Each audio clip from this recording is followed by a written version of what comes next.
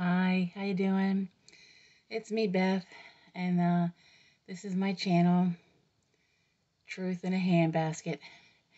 So, oh gosh, the day I had today, let me tell you. Well, I had a stress test today at the cardiologist, and so it was what they call a nuclear stress test, and all that really means is just a fancy term that means they put dye into my veins so that they could take pictures of my heart. And so they do this procedure where they, give you the IV, the dye goes through your arm, and then that's the first part. Well, actually, let me digress and say the first part was um, that I had to get a COVID test. That's the first thing that they do now. So they give you a COVID test right there. As soon as you walk in the door, you sign in, they give you the COVID test. You have to wait 10 minutes, they won't even let you go back there without without doing the COVID test. So that's the first 10 minutes. Then you go, and then they put the IV in, then they put this dye. That's what we call it. That's not really what it's called. And so then they send you back out to the waiting room, and you watch TV for about 20 minutes because you have to give the dye a chance to go back to, all through your body. So, okay. So then you do that, and then they lay you flat, all the way back flat on this board, and they kind of strap you in, and then for 15 minutes you look straight up at the ceiling, and and then the machine goes real slow, no no no no, like this and like this, okay. And what that's doing is that's taking pictures of your heart at rest. Okay, so your heart is at rest. Mine really wasn't though, because I was like so, you know, I have anxiety, so I was like feeling very anxious about the thing. Is I could feel my heart not really at rest. Okay, but whatever. So at rest, whatever's at rest for Beth. Okay, so they do that, and then the next step is after they get all these pictures of your heart at rest.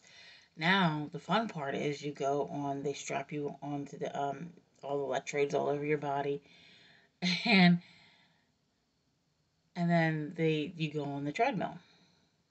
Well, before I got COVID in July, I had been walking every day, 7 days a week, 2 miles a day.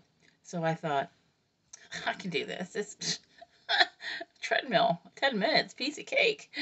So I go there, and so it's been a couple months since I've been walking, but I thought, it's still going to be pretty easy, right? Yeah. So I go on there, and I'm holding, and they're walking, and I'm thinking, okay, is this all I got? Oh, I could do this forever, you know. So then he explained to me it's going to be a little faster, and then there's going to be an incline, and it'll get a little more faster, but we have to really get your heart rate up. Okay. So it starts to get a little faster, and again, I'm thinking, is this it? Okay, it's still not as fast as I'm used to walking. Okay, whatever. And then the incline goes up, and it's going up. Okay, whatever, it's going, it's going, it's going. And then, oh, now the incline's really going up, and it starts to get even more fast. I'm like, okay, I can start to feel my heart rate now. Okay, okay, but it's still not that bad. It's not that bad. But I can do this. I can do this for a few more minutes, right?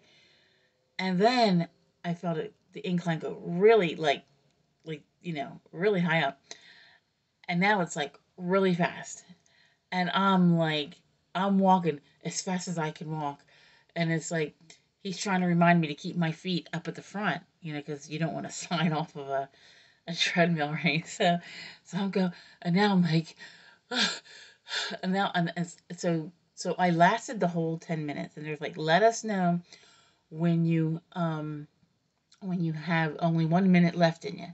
And I said, I think I only have 30 seconds now. So then we had to put more dye in the thing, and they monitor my blood pressure the whole time because it's high as it is. And I'm going, and I got to the point, and they, oh, you're doing so well. And then one of the young men actually stood behind me and put his hands on my back because I think he thought I was about ready to pass out. I kind of felt like I wanted to pass out. I wanted, like, if I could have, if I was doing this on a track, like if I had been running and gotten to this point, I would have stopped and bent over, put my hands on my knees, and I would have just caught my breath for 10 minutes. And so, but they can't do that. They can't just make you stop. They can't do that. So there has to be a cool down period. So I'm like, okay, you're doing really well. And that fella told the other fella, because Beth doesn't want to take the test where we have to give her the yucky medicine instead. She said she doesn't want to take that medicine because they said it's the medicine that they have to give you for this same to get their same results as this test of being on the treadmill.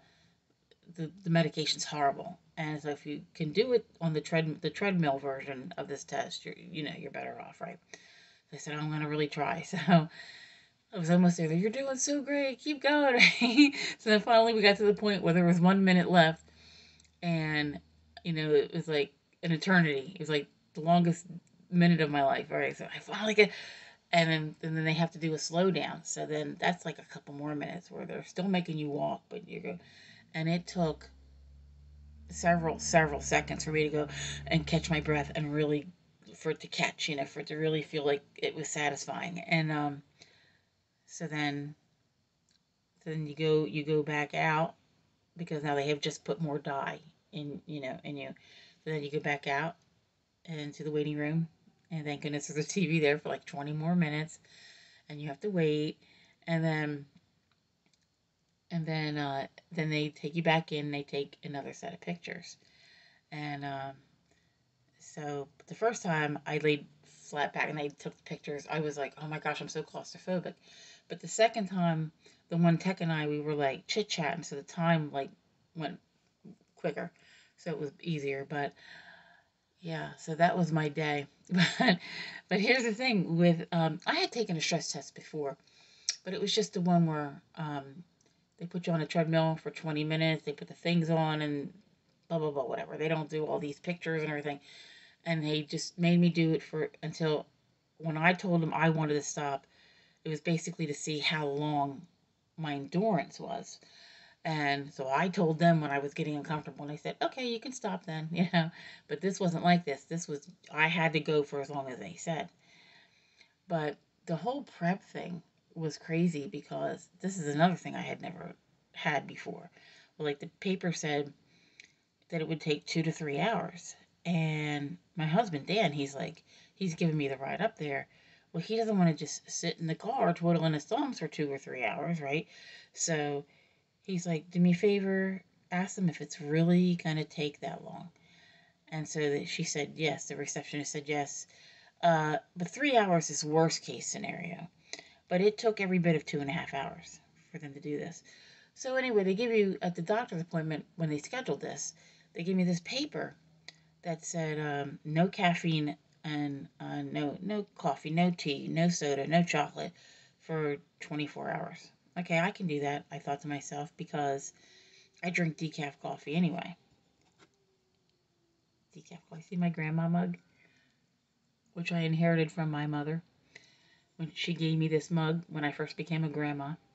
Anyway, so that's how long I've had this mug, but this was my mother's mug first. So So I said, okay, I can handle that because I drink decaf coffee. And she says, and no decaf either. And I was like, oh my gosh. So luckily for me in the house, I have chamomile.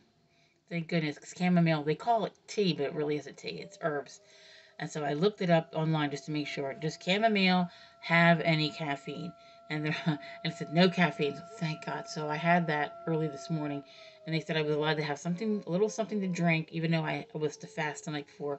But in the morning, I was to have a little something to drink and a light snack. So I had two stale graham crackers, and I thought, oh my gosh, because I hadn't eaten them in a while. I was like, oh, well, it's like cardboard, and it's like the only thing I'm allowed to eat right now. And I was like, oh, it was horrible. I said, well, these are going out for the birds. Somebody will enjoy them.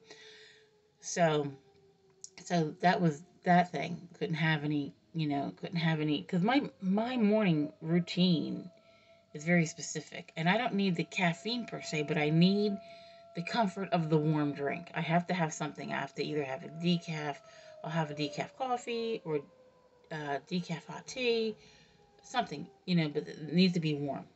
And So so anyway, so I was like, okay, well that's whatever, I have to suck it up and take this so I can take this test. But then down at the bottom they have this highlighted section of what they and other things they didn't want you to do, and you weren't allowed to wear any deodorant, no perfume, no lotions, no like, and no powders. Okay, no powders.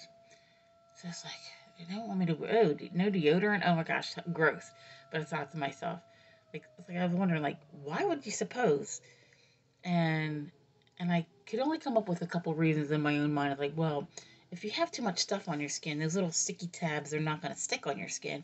But the other thing I was thinking of, I think maybe it's just the doctors or the techs or whatever say, because with some people, when you perspire, it actually makes your perfume or your deodorant or whatever stronger on you, and it must be overbearing for them. So when I went in there, I just had to ask. I said, "Can you please tell me why I was not allowed to wear deodorant today?"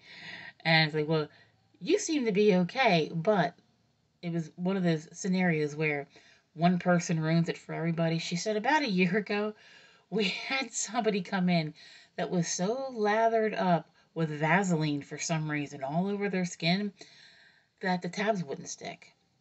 So we had to make this rule that you can, and the thing with the perfume, it really gets to us. Some people just, because it's, you're working in a small room, close quarters, and I can imagine after a while, if you're a person with perfume sensitivities, it would give you a migraine after all day long, right? So they don't really want you to wear any kind of personal, products like that. They don't want you to wear any, extra. Like I was allowed to wear cosmetics, which is fine because I don't go out in public without a little something because, you know, um, well, let's just say I own mirrors. And when I look in the mirror with nothing, when I have nothing on, I just got out of the shower, I have nothing on my face. And I look in the mirror and I say, it's just plain Beth, right? So I feel very plain without any makeup on. I feel like I'm not pretty at all, and so I always wear makeup out. It's my insecurity, I guess, but I always wear makeup out in public, and so that was my day. But it was so tiring. So so then I wasn't really allowed to eat anything. So my husband, he's such a good guy, and he knew that I was gonna be starving. So when I called them and I said, "Listen, they need me to wait and for a little while, but then I'm gonna go back in about and it'll take another 15 minutes. But we live about a half an hour from where the test was taken." I said, "So probably leave the house in like 10 minutes before, like, don't come right this minute." He says, "Okay, I'll come. I'll leave the house in 10 minutes." So, okay.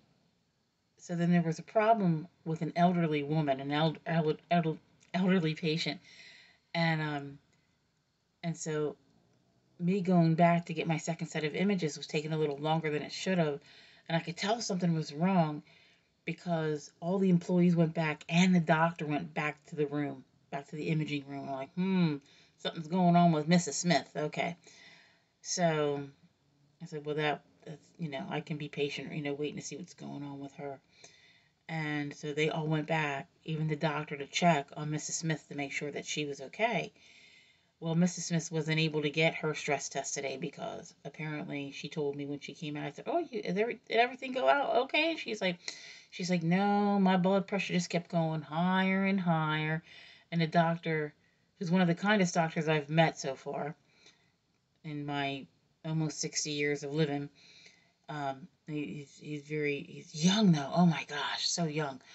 And but he said, "Don't worry, we're gonna get it. He patted her hand. "We're gonna get it all figured out," he said to her. But she was disappointed that she couldn't finish. But so then I go back. But so it was from the time that I told my husband he could leave the house till we got there, and then and I realized I had watched a whole half an hour of a game show.